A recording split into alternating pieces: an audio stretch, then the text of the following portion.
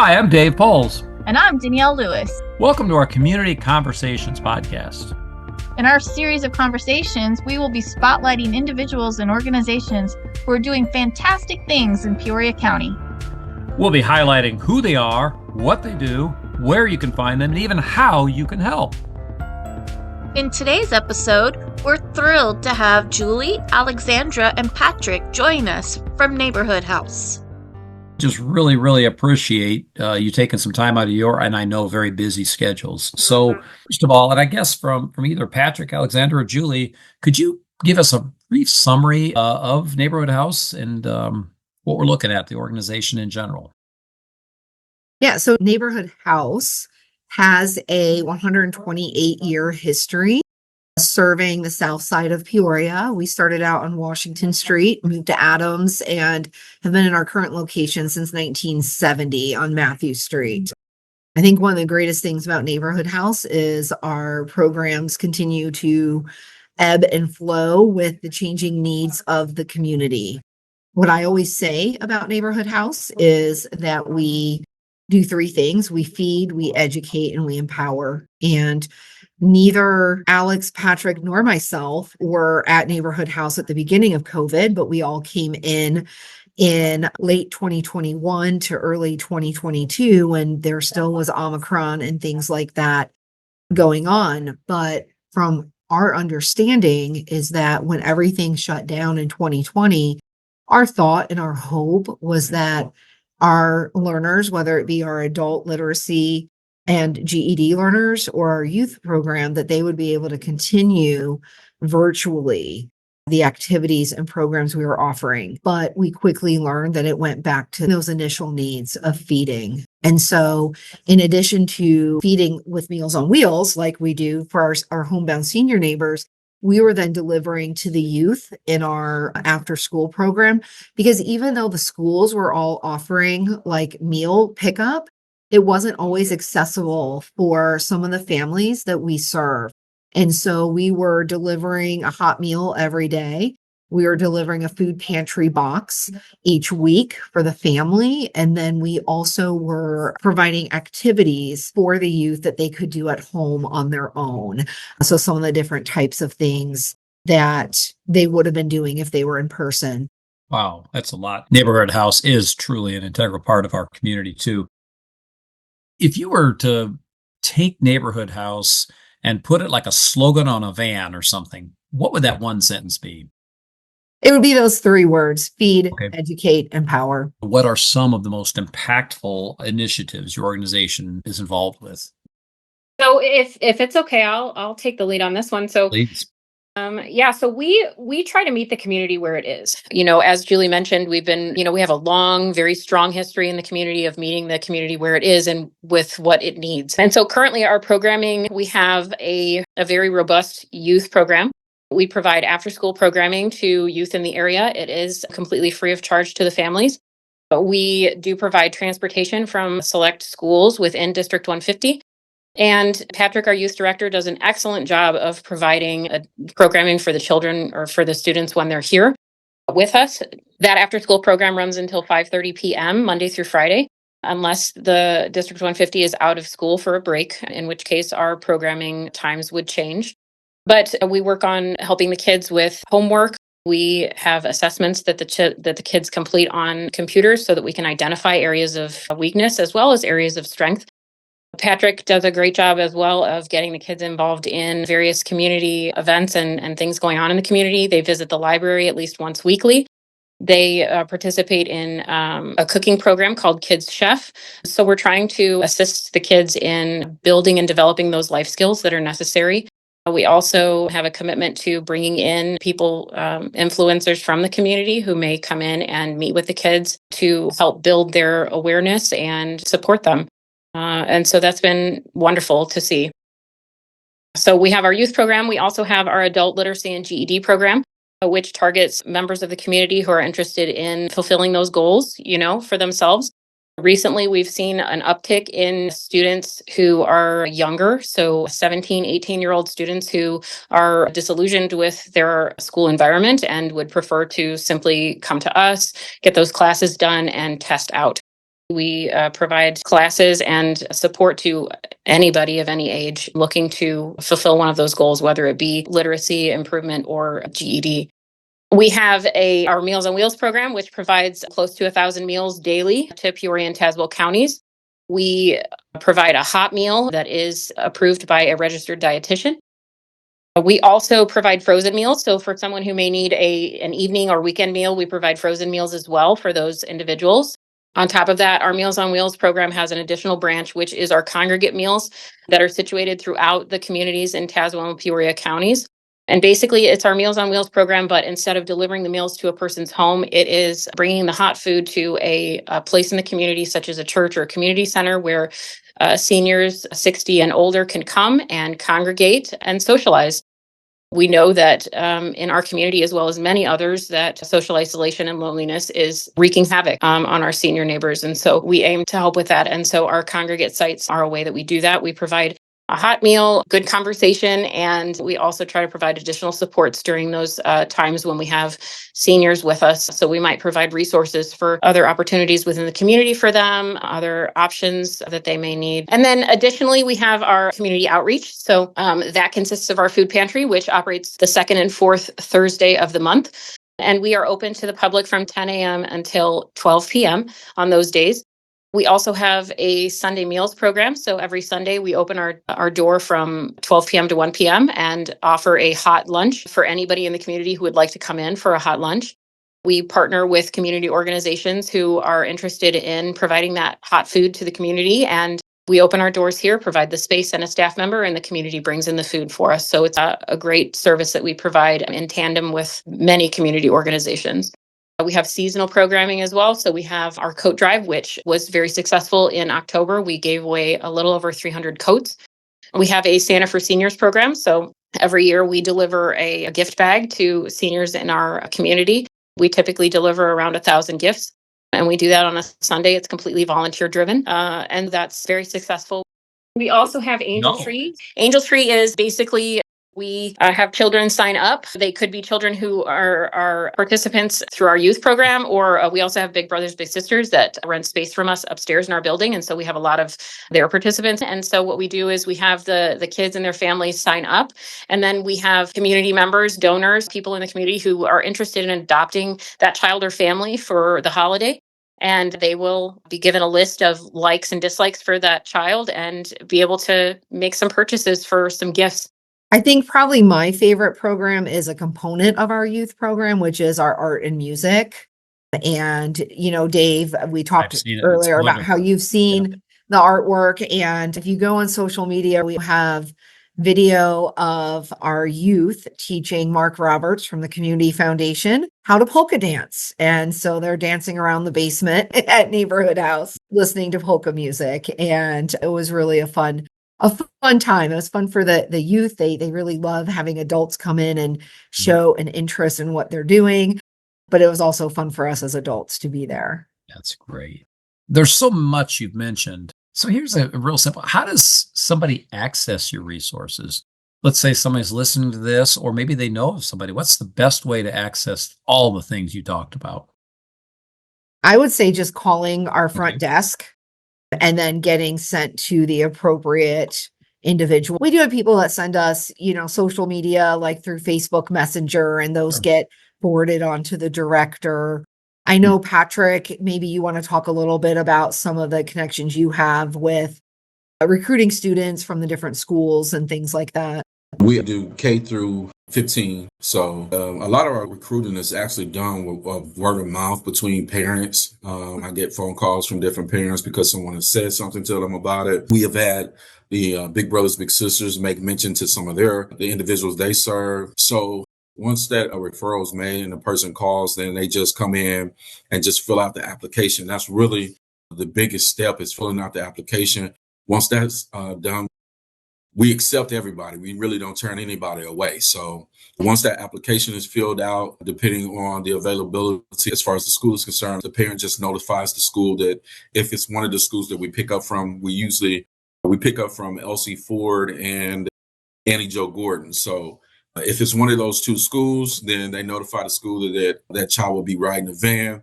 And the schools are very familiar with us. We park in the same spot every day, so they know where the van is. And if it's an older child, they just come to the van. If it's one of the younger ones, sometimes they'll have an escort from the school to bring them out to the van.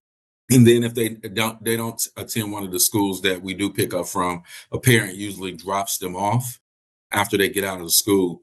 So our teachers start getting here at 2 o'clock to go pick up. Kids start getting dropped off 2:45, something like that, depending on how long it takes a parent to pick them up from school. And then we run through 5:30. There's a gamut of things that just depending on what's going on in a particular day for the kids as far as activities once they actually get here. We usually start off the day trying to do homework help. We try to do some kind of educational worksheet, something to help try to build skills as far as reading, math, and those things are concerned. We do journal every day. So if it's not a free, like a free journal where they can just write about whatever they want to write about, then there's some specific subject matter that we give to them. I've been trying to tie everything together the last couple of months. So on Mondays, we do what I call Mentor Monday. And there's a curriculum that I've been using from overcoming conflict. So I pull that lesson off, and those lessons are done each Monday. But as the week progresses, Tuesday, the first half of the day after they get done with homework, they'll do some sort of activity that's related to whatever the subject matter is for that Monday. Then Wednesday, Thursday, I try to have them do some sort of role playing that's connected with it. Like we've been dealing with conflict. So everything this week has been dealing with conflict, whether it's how to handle your emotions, how to de-escalate a situation, or whatever the case has been. It's been all related the entire week. So Thursdays, the second half of the day, we do what's called Kids Chef. They will make some sort of snack. And we are in the process of trying to get a full kitchen built in one of our classrooms so we can actually do more hands-on actual cooking with the kids. So we're, seeking grants and other means by which to get that accomplished. Tuesdays, like was mentioned, we go to the library. They do STEM activities and some or whatever that the library would have for them to do during that period. But it's a real easy process, just filling out that application. Once that application is finished, then we work as quickly as possible to get that child started in the program. Hey, wow. Yeah. That's a lot. Yes. I was just going to add too that if anybody, you can also always go onto our website to submit an inquiry as well. So if anybody has questions or would like to just find out more about our programming, if you're interested in volunteering or participating in a different way, please reach out to us because we'd love to partner with anybody. And our website is also a great place where you might make an inquiry. As anybody listening today can hear, this is some great work. And I don't think the one thing that's come to mind as I was listening to all three of you is that I don't think there's any segment of our population that's not touched by Neighborhood House. Can you think of one instant, doesn't have to be a name or whatever, where you guys really made a continued difference? Now, I'm gonna open this a little bit with something I saw firsthand. I loved that the coat drive. I could tell the gratitude in the eyes of a few families that came through, and I know to me that is a phenomenal day. So that's my contribution. Do you have some others that might stick in your mind from this past year? We had a young man that came to our program and he was 12 years old. I was surprised when Patrick told me that he was 12 because he often hung around much younger youth in the program. And he mostly hung around, girls that were younger. Well, come to find out, he had been taken from his family and was moved into a foster home. And he came to our program and he was sad. He missed his younger sisters. And I think that's probably why he gravitated towards some of those, younger students. We assessed him and found that although he was 12, he was reading at a first grade level. And he finally broke down and confessed to one of the teachers that he would often get made fun of at school because he didn't know how to pronounce certain words and he couldn't read, at an appropriate age level. And obviously he was, scared being in a new place with a new family and all of that. And so the teachers dug in and started working with him. One of our teachers would take him outside and let him just air any of his, whatever was on his heart and on his mind, things he needed to get out Mhm. to talk about. Another teacher made flashcards and worked with him on those. And then they would play games to make learning fun. And even the other kids got involved in helping him, and they would play hangman, and they would pick words that they knew that he would be able to read. And we found that in just 2 months, his reading level went from a first grade to a third grade level, which was phenomenal. That's wonderful. We also saw him develop into more of the young man that he was, like for his age. And what's really special to me is he had said to me, well, I'm going to paint you something. I'm going to paint you a picture in art, because he knew that several of the other students had art that they had painted specifically for me. The youth in our art program, if they donate their painting to Neighborhood House, they're then given an art kit that they can take home. Many of them don't have, all those types of supplies to do drawing and coloring and things like that. And so many of our youth donate their paintings so that they can be hung around the building and they can show them off. But this young man, he had been in our program for a couple months and he hadn't finished a single painting. And in 1 week, he made me the most beautiful painting, which was in my old office. But then after that, he went on to do some even more just amazing, amazing paintings. And one of them is actually the screensaver on my computer.